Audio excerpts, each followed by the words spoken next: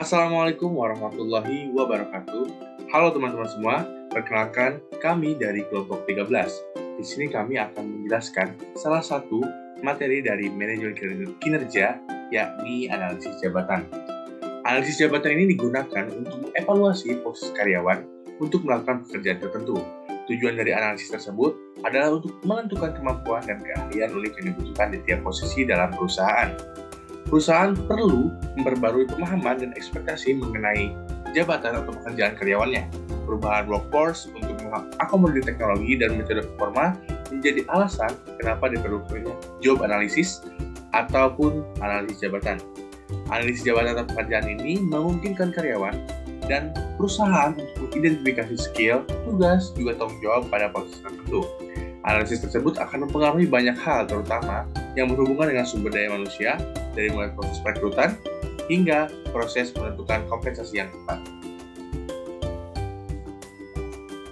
Sebelumnya, perkenalkan terlebih dahulu anggota kelompok kami. Yang pertama ada saya sendiri, Henry Pahu Permana, dengan NIM H240 1201077. Kemudian kedua ada Anissa Dayana Salsabila dengan NIM H240 1201096.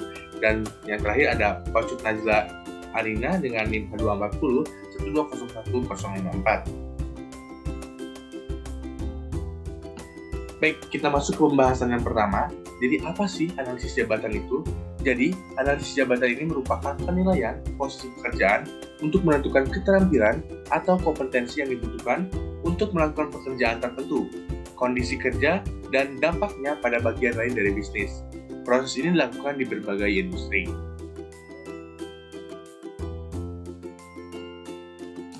Kemudian, apa sih manfaat dari adanya analisis jabatan? Yang pertama adalah mengenali skill dan tugas yang diperlukan karyawan. Analisis jabatan ini akan memberikan keuntungan baik untuk karyawan maupun perusahaan dengan menciptakan gambaran yang lebih jelas terhadap pekerjaan apa saja yang terlibat. Hal tersebut bisa memberikan pengetahuan kepada manajer ataupun leader yang mungkin kurang memahami setiap posisi yang ada di bawah kepemimpinannya. Selain itu, karyawan juga bisa mengetahui standar tugas dan tanggung jawab apa saja yang harus dilakukan saat bekerja. Kemudian yang kedua, menciptakan metode evaluasi yang tepat. Data yang diperoleh dari analisis jabatan bisa digunakan perusahaan untuk membuat atau memperbarui metode evaluasi performa kerja. Setelah mengetahui skill yang diperlukan untuk suatu pekerjaan dengan jelas, maka dapat mengevaluasi secara realistis. Perusahaan pun dapat mengukur apakah seorang karyawan sudah memenuhi tugas dan tanggung jawab yang diberikan dengan baik. Kemudian yang ketiga, menentukan gaji dan kriteria promosi untuk karyawan. Dengan menggunakan analisis jabatan, perusahaan dapat melakukan penilaian penampilan kerja. Analisis pekerjaan akan membantu menentukan bahwa posisi tertentu mungkin lebih terampil daripada yang terdaftar sebelumnya, sehingga perusahaan pun dapat menyesuaikan gaji untuk pekerjaan itu. Kemudian analisis pekerjaan ini juga akan membantu perusahaan menentukan kapan seorang karyawan lebih terampil dan layak mendapatkan promosi. Kemudian manfaat yang keempat adalah lebih mudah menghadapi masalah terkait kepegawaian. Perusahaan yang melakukan analisis jabatan akan lebih mudah dalam menangani masalah yang berhubungan dengan sumber daya manusia, terutama yang berhubungan dengan departemen pekerjaan. Memiliki data yang lengkap tentang berbagai posisi di perusahaan dan tanggung jawabnya, sehingga masalah dapat diselesaikan dengan lebih cepat. Baik, selanjutnya teknik pengumpulan informasi. Pemilihan teknik pengumpulan informasi dalam analisis jabatan ini harus didasarkan pada tujuan penggunaannya. Apakah itu untuk evaluasi pekerjaan, kenaikan bayaran, pengembangan, dan sebagainya, dan juga pendekatan yang paling cocok untuk organisasi tersebut. Ada beberapa teknik pengumpulan informasi, diantaranya yang pertama, observasi. Mengamati para karyawan yang sedang melakukan tugas akan menghasilkan informasi yang kaya mengenai tugas yang tercakup di dalamnya. Teknik ini cocok untuk pekerjaan yang dapat diobservasi secara fisik atau bersifat pengulangan dan manual, tetapi kurang cocok untuk pekerjaan yang memerlukan aktivitas mental yang tinggi dan konsentrasi seperti ahli hukum, programmer komputer, atau insinyur desain. Data dapat ditulis pada checklist atau lembar kerja. Kelebihannya yaitu mendapat informasi dari tangan pertama dan terdapat gambaran jelas mengenai kondisi kerja, keterampilan yang diperlukan, peralatan yang digunakan, dan lain-lain. Namun teknik ini lambat dan mahal. Yang kedua ada wawancara. Beberapa pekerjaan memiliki tugas-tugas yang sulit untuk diobservasi. Maka teknik yang tepat untuk memahami pekerjaan semacam ini dilakukan wawancara dengan sejumlah orang yang berkaitan. Efektivitas tergantung pada keterampilan pewawancara. 4 acuan untuk wawancara yaitu yang pertama, pertanyaan harus berhubungan dengan tujuan, analisis, kata-kata harus jelas, pertanyaan tidak boleh mengarah kepada responden, dan pertanyaan jangan menanyakan pengetahuan yang tidak dimiliki oleh responden. Teknik ini tentunya lebih kompleks dan memerlukan waktu yang lebih lama karena harus mewawancarai beberapa orang secara terpisah. Berikutnya ada kuesioner. Karena lebih ekonomis daripada wawancara atau observasi, kuesioner seringkali digunakan jika informasi yang diperlukan harus dikumpulkan dari banyak pemegang jabatan. Kelebihannya yaitu menghemat waktu dan biaya, serta banyak informasi pekerjaan dapat diperoleh secara bersamaan. Kelemahannya yaitu kurang cermat karena karyawan dapat salah mengartikan pertanyaan dan pendekatan tidak bisa dilakukan dengan sempurna. Oleh karena itu, kerjasama dan motivasi responden dapat menurun. Yang keempat ada buku harian. Salah satu kekurangan observasi, wawancara, dan kuesioner adalah bahwa informasi yang dihasilkan tampaknya bergantung pada waktu dilakukannya pengumpulan data. Buku harian ini adalah daftar dari apa yang dilakukan karyawan sepanjang hari. Namun kelemahannya karyawan tidak selalu mencatat tugas dan kegiatannya. Yang kelima ada panel of expert, yaitu diskusi antar para ahli yang berkaitan dengan pekerjaan seperti manajer, supervisor, atau teknisi di bidang pekerjaan yang sedang dianalisis. Terakhir ada kombinasi, yaitu gabungan dari berbagai teknik yang seringkali lebih tepat. Dalam menganalisis pekerjaan, terutama administratif, analis mungkin menggunakan kuesioner didukung dengan wawancara dan observasi terbatas. Analis harus menggunakan kombinasi beberapa teknik yang dibutuhkan untuk menghasilkan deskripsi atau spesifikasi pekerjaan yang akurat. Nah, setelah kita memahami teknik pengumpulan informasi jabatan, kita sudah siap dong memahami proses analisis jabatan. Yuk kita kenali tahapan-tahapannya. Pertama, kita tentu perlu melakukan persiapan terlebih dahulu. Persiapan yang dilakukan diantaranya menentukan tujuan dari analisis jabatan, menentukan siapa yang akan melakukan analisis jabatan, apakah HR internal perusahaan atau konsultan dari eksternal, juga memilih jabatan yang akan dianalisis. Berikutnya, yaitu mengumpulkan data jabatan.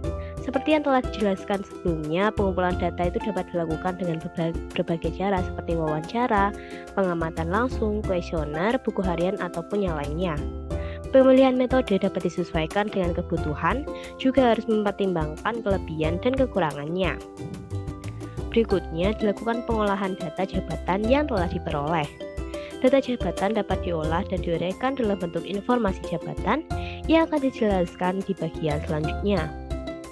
Lalu, dilakukan pula verifikasi kepada pihak-pihak yang bersangkutan seperti atasan, manajer, juga orang-orang dari jabatan yang dianalisis. Verifikasi perlu dilakukan agar informasi yang dihasilkan sesuai. Apabila hasil dari verifikasi menunjukkan perlu adanya pembetulan, dilakukan pembetulan dengan membaca ataupun menggali kembali data yang telah didapatkan.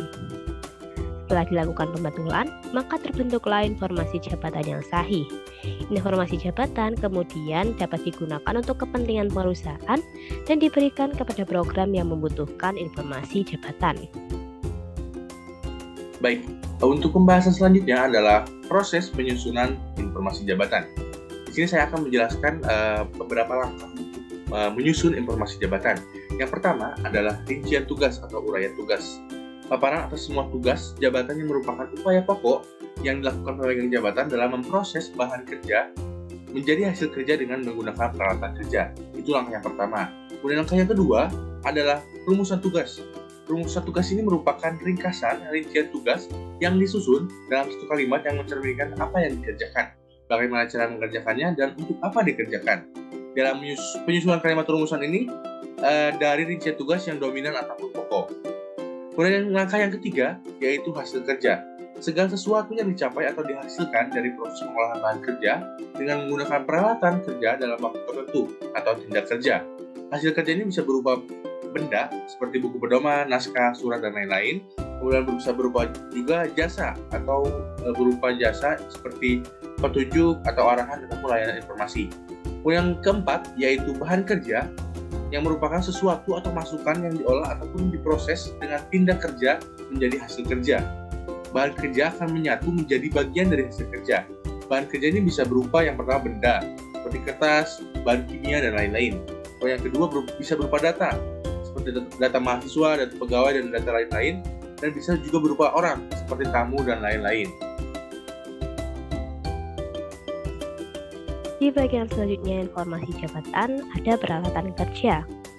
Peralatan kerja merupakan alat kerja yang digunakan untuk memproses bahan kerja menjadi hasil kerja. Dengan kata lain, menunjang proses transformasi input menjadi output. Contoh dari peralatan kerja ini diantaranya mesin absensi, KPI, juga buku panduan SOP untuk posisi HR.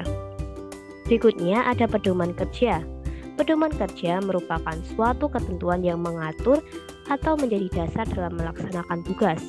Pedoman kerja tentu merupakan sesuatu yang sangat penting bagi pekerja dalam menjadi acuan.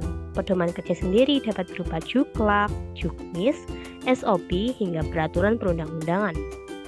Berikutnya ada tanggung jawab, di mana tanggung jawab merupakan rincian atas segala sesuatu yang dipertanggungjawabkan kepada pemegang jabatan beserta segi-seginya.